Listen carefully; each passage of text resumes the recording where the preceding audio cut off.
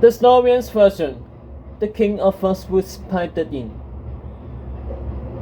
The only version, the true version, the Duke of Hamlin spotted. Sophie is Agatha's best friend, the Sultan of Shasamba cousin. We need to hear from Camelot's future queen. Here, piped the other leaders at his table. This is my chance, Sophie thought, about to throttle in and expose Wyan, to scream the truth and save herself and her friends. But then the King of Frostwood stood up. My castle is being attacked, and all of you are worried about hearing from a reader instead of trusting the king who saved your kingdoms. He turned to Wyan. You need to stop these terrorists at once. Like you did the snake, the fairy queen pleaded. The rebels are moving east, my hawk tells me, said the ice giant of Frost Plains. The bird perched on his shoulder. They'll attack the 4 Points Kingdoms next. Then, who knows? The room went quiet. No one was defending Agatha anymore. Like a school of fish, Sophie thought. How quickly they turned. I'll commit my royal guard, the Queen of Mahadava announced. They'll find these rebels. My men will join yours, said the minister of the Murmuring Mountains. I don't trust Nefergas in my kingdom, said the King of Frostwood.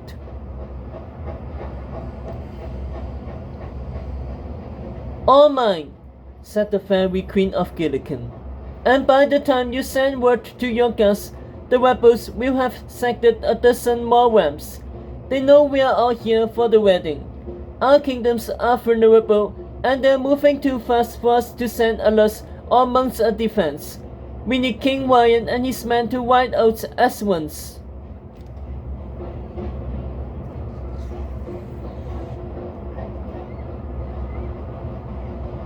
Ripples of assent swept across the room until all eyes were on the king. You want me to stab Agatha's neck? He said, reclining in his throne. You want me to risk my life and my noise? Well, then, I expect you to show me loyalty in return. His fingertip glowed and a small blue fire appeared in front of each leader's face, flickering in mid-air. Wyan's eyes moderate with the reflection of 100 flames. Burn your wings, he commanded.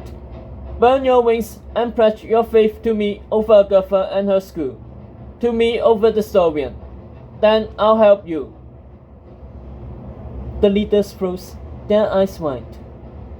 Wyan's gaze deepened.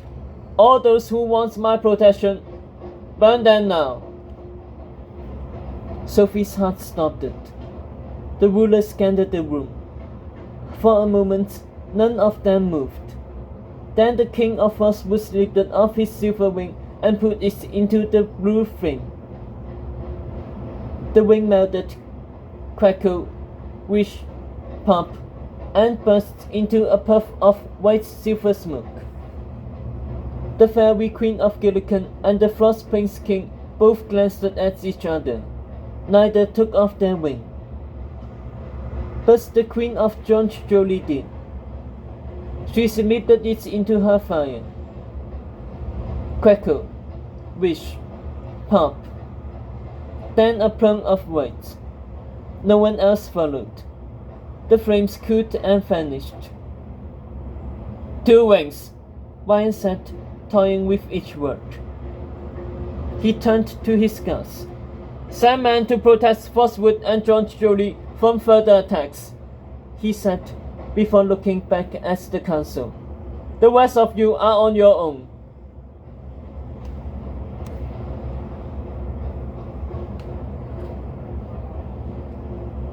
Relieved, Sophie leaned against the door, thankful most of the rulers had resisted the king, only to see Wyan staring right at her, as if he had known she was there all along.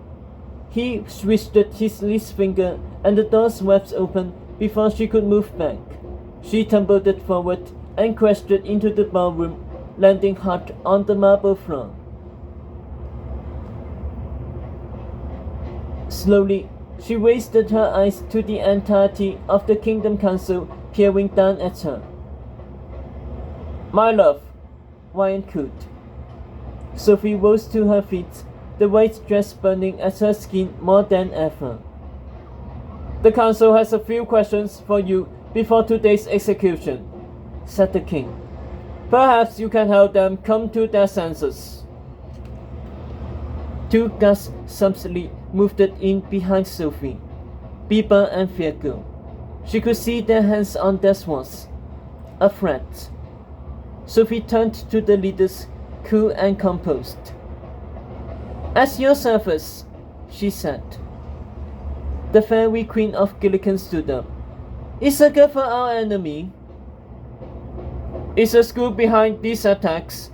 asked the ice giant of Frostprince, rising too. "Must Tetros die?" asked the Uti queen, standing on her cushions. Sophie could see the fear in their faces, in all the leaders' faces. The tension in the room was so thick it squeezed at her throat, sealing her voice in. All she had to say was one word. No. The pirates would kill her, but it would be too late. The woods would know the monster that was on the throne. Tetros and her friends would be saved. Wyan would be thrown to the wolves.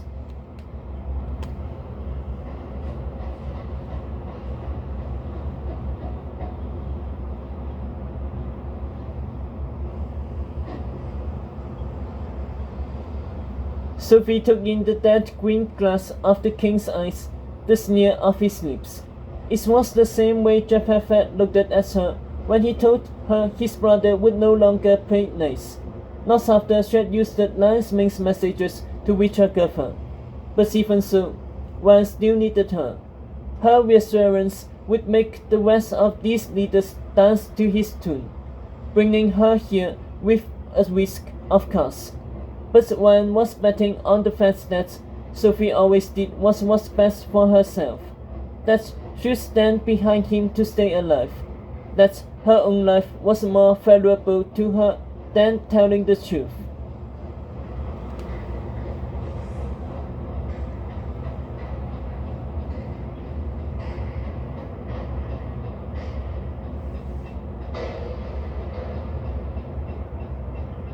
Sophie glared back at him. He had miscalculated.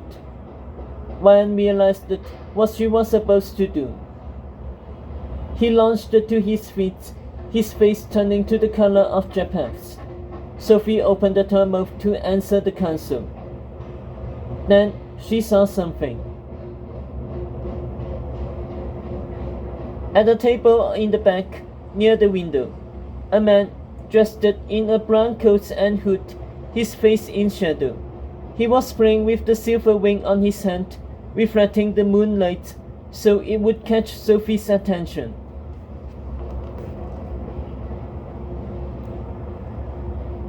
She saw the name on his placard.